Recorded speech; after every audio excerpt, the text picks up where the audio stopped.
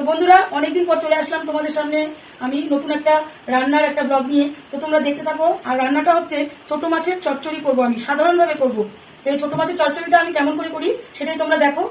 তো বন্ধুরা কড়াই আমি বসিয়ে দিয়েছি, কড়াইটা আমার গরম হয়ে গেছে। তো আমি এর মধ্যে সরষের তেল দিয়ে দিচ্ছি একটু বেশি করে।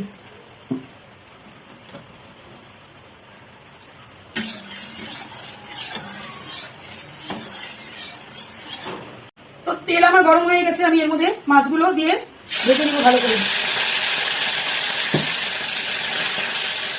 ভালো করে কড়া কড়া করে মাছগুলো ভেজে নিতে হবে। তো বন্ধুরা আমার মাছটা দেখো কি সুন্দর আমি ভেজে নিয়েছি, ভেজে নিয়ে আমি তুলে নিচ্ছি এই মাছটা। আরো কিছু মাছ আছে সেগুলো ভাজতে হবে। এই যে মাছগুলো দেখো কি সুন্দর ভেজে নিয়েছি, এই বাকি মাছটা এখন ভেজে নেব।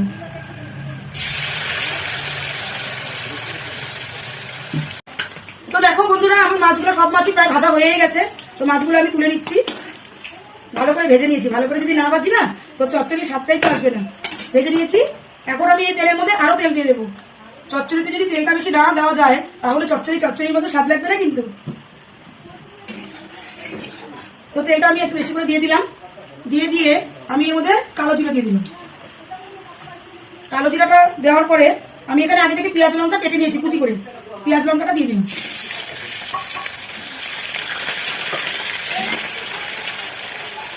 পেঁয়াজ লঙ্কাটা দিয়ে দিলাম, দিয়ে এখন পেঁয়াজ লঙ্কাটাকে আমি একটু ভেজে নেব।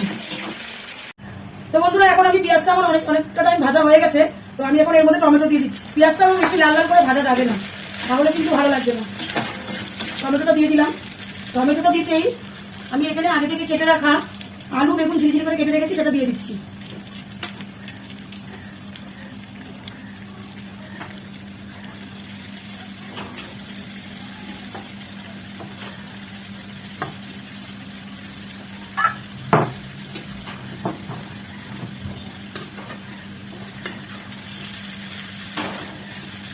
তো বন্ধুরা তোমরা কিন্তু আমার ভিডিওগুলোতে একদম লাইক কমেন্ট করছো না, ভালো করে দেখছো না। তোমরা কিন্তু অবশ্যই লাইক কমেন্ট করবে।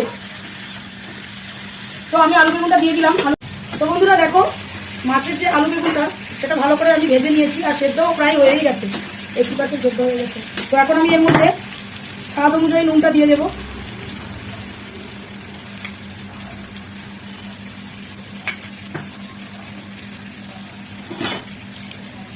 হলুদ গুঁড়োটাও দিয়ে দিব। আর বন্ধুরা আমরা কিন্তু সানরাইজ হলুদ ব্যবহার করি। তো দেখো আমার আলু বেগুনটা ভাজা ভাজা হয়ে গেছে, হলুদ লবণও আমার দেওয়া একদম কমপ্লিট। তো আমি এর মধ্যে এখন লঙ্কা গুঁড়ো দিয়ে দিচ্ছি। আমি এর মধ্যে কাঁচা লঙ্কা তো দিয়েছি, তোমরা দেখেছো। আর লঙ্কা গুঁড়োটা কেন দিচ্ছি, দেখতেও সুন্দর লাগবে, আর ঝাল ঝাল চচ্চড়ি ছাড়া তো ভালো লাগে না একদম। এই তো দেখো। তো বন্ধুরা দেখো আমি সানরাইজের লঙ্কা গুঁড়ো ব্যবহার করছি। এবার ভালো করে নেড়ে চেড়ে কিছুক্ষণ একে ভাজতে হবে। তো বন্ধুরা আমার আলু বেগুনটা দেখো একদম সেদ্ধ হয়ে গেছে আর একদম মজেও গেছে। তো আমি এর মধ্যে ভাজা মাছগুলো দিয়ে দিচ্ছি। ভাজা মাছগুলো দিয়ে কিছুক্ষণ নাড়তে হবে যাতে আলু বেগুনের সাথে মাছটা ভালো করে মিশে যায়।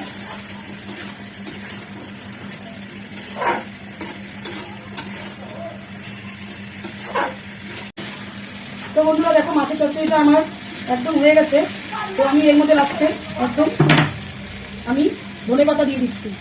ধনেপাতা ছাড়া মাছের চচ্চড়ি অসম্পূর্ণ একদম। তো বন্ধুরা তোমরা কি এইভাবে মাছের চচ্চড়ি করো নাকি, বা অন্যরকম করে করো সেটাও আমাকে জানাবে। আর আমার কোনো যদি এই চচ্চড়ির মধ্যে ভুল হয়ে থাকে সেটাও তোমরা আমাকে কমেন্টসে অবশ্যই জানাবে।